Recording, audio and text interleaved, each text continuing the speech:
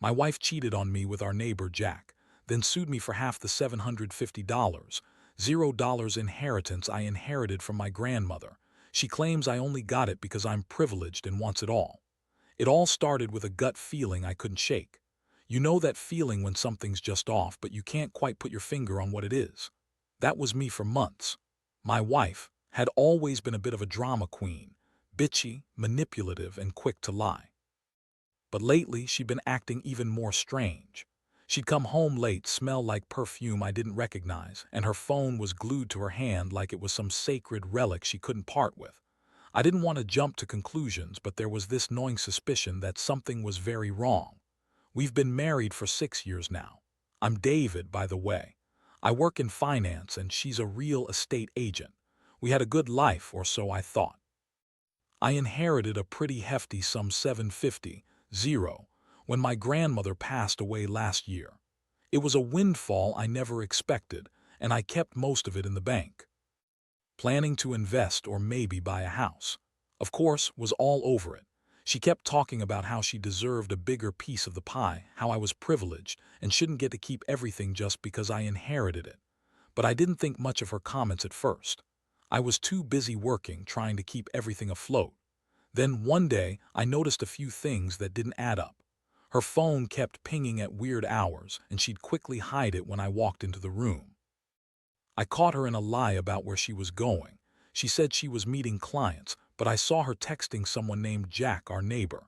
Jack is that guy who lives 2 doors down, a total sleaze, always trying to flirt with her and hitting on me at neighborhood barbecues. I never liked him, and I definitely didn't like the idea of sneaking around with him. One night, I decided to follow her. I didn't think I'd catch anything, but I had this nagging suspicion. I waited until she left the house, then followed her in my car. She drove to Jack's place. My stomach sank. I watched from a distance as they went inside. Not long after, I saw her come out, adjusting her skirt, looking over her shoulder. She got into her car and drove off. That was the moment I knew. I knew she'd been cheating on me with Jack. I felt like my world was collapsing. All those years, all that trust, shattered in a second. I went home numb, trying to process what I'd just seen. I couldn't sleep that night, replaying everything in my head, her sneaking around, lying, the way she looked at Jack like he was some kind of hero. I knew I had to confront her, but I didn't want to do it right away. I needed a plan. I needed to be sure. But deep down, I knew this wasn't just an affair. It felt like betrayal on every level, emotionally, financially, and morally. The next day, I started digging. I checked her phone, her emails, her social media. Found messages between her and Jack, flirty, suggestive, outright explicit at times. She wasn't even trying to hide it anymore. I also discovered she'd been secretly withdrawing money from our joint account, small amounts at first, but then larger sums. I couldn't believe she was stealing from us, from the inheritance I'd worked so hard for. That was the final straw. It wasn't just the affair, it was the betrayal of everything we had built. I confronted her that evening. I told her I knew everything. Her face twisted into this bitchy, defensive sneer. She everything at first, then started throwing out lies, said Jack was just a friend, that I was paranoid, that I was overreacting. She called me insecure, accused me of not trusting her. She said I was privileged and that I didn't deserve the money. That's when I lost it. I told her I had all the evidence, and if she thought she could lie her way out of this, she was dead wrong. That was the moment I realized I'd been played. The emotional fallout was brutal. I felt angry, betrayed, humiliated. I'd trusted her with my heart and my money, and she'd been sneaking around behind my back with Jack, of all people. I felt a deep sadness too, like I'd lost not just my wife but a part of myself. I wondered how I'd let things get so far gone. I'd been blinded by love, or maybe just complacency, and now I was left with this mess. I didn't even know who she was anymore, but I knew one thing: I wasn't going to let her get away with this, not without a fight. I started planning my next move, how to protect myself legally, how to get my money back, and how to make her regret ever crossing me. I wasn't just going to divorce her, I was going to make her pay for what she'd done. I didn't want her to walk away with a dime of my inheritance, and I sure as hell didn't want her to think she could manipulate me any longer. This was just the beginning. After that confrontation, everything changed. I could feel the weight of betrayal pressing down on me like a ton of bricks. Kept insisting she was innocent, that Jack was just a friend, and that I was overreacting because I was insecure. She kept crying, throwing tantrums, acting like she was the victim. But I wasn't buying it anymore. I knew better. I had seen the messages, the secret meetings, the way she looked at Jack when she thought I wasn't watching. That was all I needed to know. The thing that hit me hardest was realizing how much she'd been stealing from us, literally. She drained the joint account by small amounts trying to cover her tracks, but I found the bank statements. The money was gone, and I knew she'd been planning her escape, or maybe just trying to get her hands on my inheritance before I cut her out completely. That's when I decided I had to act fast. I started talking to a lawyer the next day. I wanted to know my options. Turns out I had more leverage than I thought. The inheritance was legally mine. I had the paperwork, the death certificate, and the will. Attempts to claim she was entitled because I was privileged were ridiculous. But I also knew she'd try to manipulate the situation, maybe even sue me for some of the inheritance, claiming she was entitled to half because she was my wife. That's when I realized I needed to play this smart. I decided to set a trap. I arranged for a private investigator to follow her, just to confirm everything. Sure enough, she was seen going into Jack's house. Multiple times, sometimes late at night. The PI also found out she'd been making secret withdrawals from our joint account, large sums suspiciously timed. I gathered all this evidence, knowing it would be crucial if things went to court. I didn't want to just get a divorce. I wanted her to pay for what she'd done. I was furious, but I knew I had to stay calm and methodical. Meanwhile, kept up her act, crying and pleading, trying to spin her lies. She told me she loved me, that Jack was just a mistake, and that she'd never cheat again, but I could see right through her. All her tears and words felt like hollow bullshit. I felt nothing but anger and disgust. How could she lie so easily? How could she betray me like this after everything? I had given her my trust, my love, my inheritance, everything. And she threw it all away for some guy next door. I also started thinking about the money. The inheritance was supposed to secure my future, pay off debts, maybe buy a new house. But now I wasn't so sure. Greed was obvious. She kept pushing for a bigger piece, claiming I was privileged, that I didn't deserve it. I realized she saw the money as her ticket out of our marriage, her way to get what she wanted. I wasn't going to let that happen, not without a fight. One night I found her trying to delete some of her messages from her phone. I caught her red-handed. She looked at me with that bitchy smirk and said she was just cleaning her phone. Yeah, right. I knew she was trying to cover her tracks. That was the moment I decided I'd had enough. I told her I was going to take everything, her out of my life, my money, her lies. I wanted her gone and wanted her to know she couldn't manipulate me anymore. That's when I started planning my next move, something she'd never see coming. The next step was talking to a divorce lawyer. I wanted to get my affairs in order. I didn't want her sneaking off with a dime of my inheritance or trying to claim she deserved half just because she was my wife. I also started thinking about how to protect myself financially. I was determined to make her regret crossing. This wasn't just about ending the marriage, it was about justice, about making her pay for her lies and betrayal. I knew I had the evidence and I was ready to use it. The emotional toll was heavy. I felt betrayed, angry, and somehow numb all at once. This wasn't the life I had imagined. I kept asking myself how I could have been so blind, so trusting. But I also knew I couldn't let her get away with it. I had to stand my ground, protect my inheritance, and make her face the consequences. I wasn't going to let her walk all over me. Not anymore. I was done being the victim. From now on, I was going to be the one in control. And if she thought she could lie her way out of this, she had another thing coming.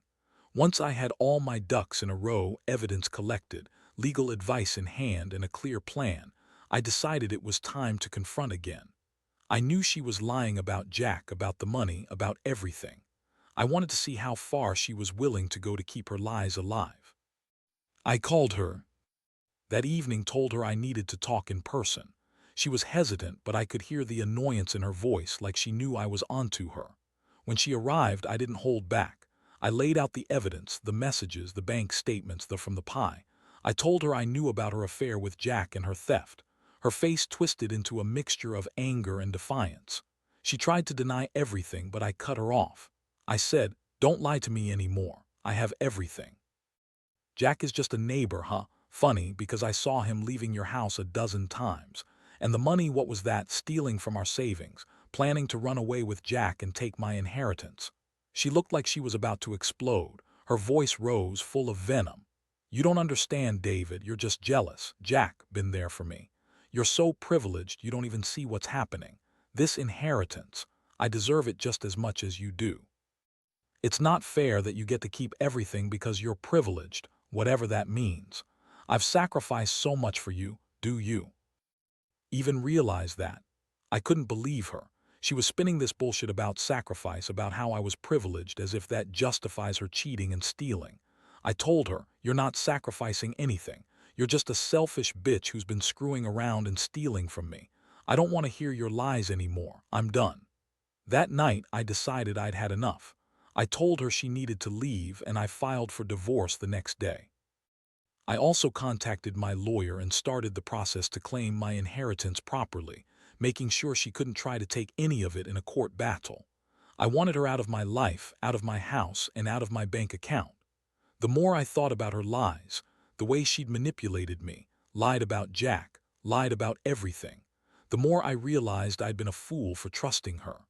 But even as I moved forward, I felt a strange mix of relief and anger. Relief because I was finally rid of her, and anger because I'd let her get away with so much. I knew this wasn't going to be easy, was bitchy, manipulative, and she knew how to twist things in her favor. She'd already started throwing accusations, claiming I was abusive, that I'd been controlling. She was trying to spin the story to her advantage, as usual. I kept my guard up. I knew she'd try to fight me in court, probably claim she was entitled to half the inheritance, just because she was my wife. That's when I started gathering even more evidence and preparing my legal case. I wasn't going to let her walk away with a dime of what I inherited, especially not after all the lies and betrayal.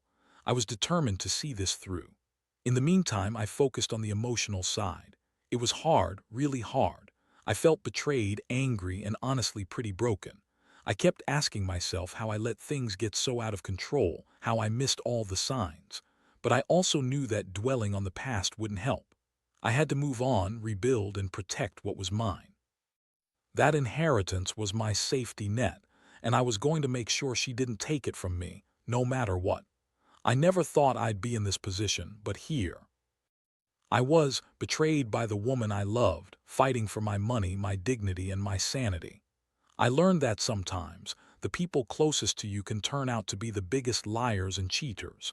And when that happens, you have to be ready to stand up, fight back, and take control. Because if you don't, they'll keep taking and lying until there's nothing left. The court date was set a few weeks after I filed for divorce. I spent every waking moment preparing my case, going through every piece of evidence I had collected. Was trying to spin her own version of events, claiming I was emotionally abusive, controlling, and that her affair with Jack was just a mistake she regretted. She even tried to paint herself as the victim, crying to the judge about how privileged I was and how she deserved a fair share of the inheritance because she stood by my side all these years. I couldn't believe her audacity. She was lying through her teeth, but I knew how slick she could be. That's why I had the evidence, screenshots, bank statements, witness testimonies from the pie. I also had recordings of her trying to manipulate me, trying to justify her actions. I knew she'd do anything to keep the money, to keep the house, to keep whatever she thought she was entitled to. The day of the hearing, I was nervous but determined. I sat in that courtroom and watched her try to sway the judge, her bitchy attitude on full display, her tears fake, her lies obvious. When it was my turn, I laid out everything, how she had been cheating, stealing, and manipulating. I presented the evidence calmly, clearly, showing her pattern of deceit. It felt good to finally have the truth out there, to show everyone what kind of person she really was. The judge listened carefully, asked questions, and seemed skeptical of her stories. I could tell she was losing her composure. When the judge finally made her decision, it was a victory for me. She awarded me full custody of the house and the inheritance, and she ordered to pay me back all the stolen money plus damages. She also requested for half the inheritance. She was not entitled to a dime. That moment felt like a huge weight lifted. I was finally getting justice. Looked furious, but there was nothing she could do. She threw a tantrum in the courtroom, yelling about how unfair everything was, but the judge was firm. I felt a strange mix of relief and satisfaction. I had taken back control of my life, my money, and my dignity. But even with the legal victory, I knew the emotional scars would take longer to heal. I was angry at myself for trusting her so blindly, for letting her manipulate me for so long. I was also angry at Jack, who had been nothing but a parasite feeding off lies. I realized I had to start rebuilding, not just my finances but my sense of trust in people. In the weeks that followed, I moved out of the house, cleaned up the mess left behind, and focused on my future. I made a vow never to let anyone manipulate me again. That inheritance was supposed to be my safety net, and I was going to protect it with everything I had. I also cut all ties with no contact, no explanations. She was no longer part of my life, and I was determined to keep it that way. Looking back, I learned a lot. I learned that betrayal can come from the people you trust the most. That money can complicate things even further, turning love into greed. And that sometimes the only way to get justice is to fight hard, stay calm, and never give up. I don't regret fighting for what's mine. I don't regret exposing her lies. And I definitely don't regret walking away from someone who was never truly worthy of my trust. After everything was settled legally, I thought I'd finally get some peace. But of course didn't go quietly. She started spreading lies to mutual friends, claiming I was abusive, controlling, and that I had manipulated her into these desperate actions. She even tried to sue me for emotional damages, though the court quickly shot that down. Still, her attempts to smear me were relentless, and I had to stay vigilant. The most surprising thing was how she kept trying to twist the story to her advantage. She claimed she was forced into the affair with Jack because I was cold and distant, which was a complete lie. I knew her game now. She was desperate to make herself the victim, too. Turn everyone against me, but I had my evidence, my legal victories, and the truth. I refused to be drawn into her chaos. In the aftermath, I focused on rebuilding my life. I changed the locks, cut off any remaining contact, and started focusing on my career and my mental health. I realized I'd been emotionally drained for so long, trusting the wrong person, letting her manipulate me. Now, I was determined to heal and move forward. I also started seeing a counselor to process everything: the betrayal, the anger, the heartbreak. It helped more than I expected. Financially, I was cautious. I closed the joint account had been draining, moved my inheritance into a new account, and set up protections so she couldn't try to claim any of it again. I also made sure all my legal documents were in order. I didn't want her to get another chance to mess with my life. I learned that money, especially inheritance, can be a weapon in these situations, and I had to be smarter than her. One thing I realized is how much this betrayal changed my perspective on trust. I used to believe in the honesty of people, in the idea that love and loyalty mattered. Now I see that some people will do anything for their own gain, no matter how much they pretend to care. I don't hold grudges, but I do keep my guard up. I learned that sometimes the best revenge is simply walking away and rebuilding what's important. Looking back, I see how far I've come. I went from being broken to standing strong and in control. I learned that betrayal isn't just about the affair, it's about the lies, the theft, the manipulation. I learned to protect myself, my money, and my future.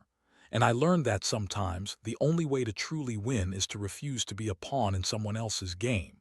Most importantly, I now value honesty and loyalty more than ever. I know I'll never let anyone manipulate me like that again. And for anyone else out there dealing with betrayal, trust your instincts, gather your evidence, and don't be afraid to stand your ground. Justice might take time, but it's worth fighting for. Because at the end of the day, you have to do what's best for yourself, no matter how hard it gets. Now that I've finally put everything behind me, I spend a lot of time reflecting on what I've learned from this nightmare. Honestly, I never thought I'd end up in a situation like this, married to someone I thought I knew, only to find out she was capable of such betrayal. It's a brutal lesson in trust, in how appearances can be deceiving, and how greed can turn people into monsters. The biggest takeaway for me is that no matter how much you love someone, you have to protect yourself. I used to believe that honesty and loyalty were the foundation of any relationship, but now I see that those qualities have to be earned and maintained every day. When someone shows you who they really are, whether through lies, cheating, or theft, you have to believe them the first time. Ignoring the signs only makes the fall worse. I also learned that money, especially inheritance, can be a double-edged sword. It can give you stability, but it can also bring out the worst in people. Greed was the real reason she betrayed me. She saw the inheritance as her ticket to a better life, even if it meant destroying what we had. That's why I'm more cautious now. I keep my finances secure, and I don't let anyone manipulate me into thinking I owe them anything beyond respect and honesty. Most of all, I've realized that true strength lies in walking away when the situation is toxic. I could have fought her in court forever, but in the end, I chose my peace. I chose to rebuild my life on my own terms, without the poison of her lies and manipulation. I don't regret fighting for what's mine or exposing her lies. Those were necessary steps. But now I just want to move forward free from her shadow. This experience has changed me. It's made me more cautious, more aware, but also more hopeful. I know I'll never be naive again. I'll trust, but I'll verify. I'll love, but I'll protect myself. And I'll never let anyone take away what I've worked so hard for: my money, my integrity, and my sanity. To anyone out there going through something similar, know that you're not alone. Betrayal hurts like hell, but you're stronger than you think. Gather your evidence, stand your ground, and don't be afraid to walk away. Sometimes the best revenge is living well without them, because, in the end, your happiness and peace of mind are what matter most, and no one can take that from you unless you let them.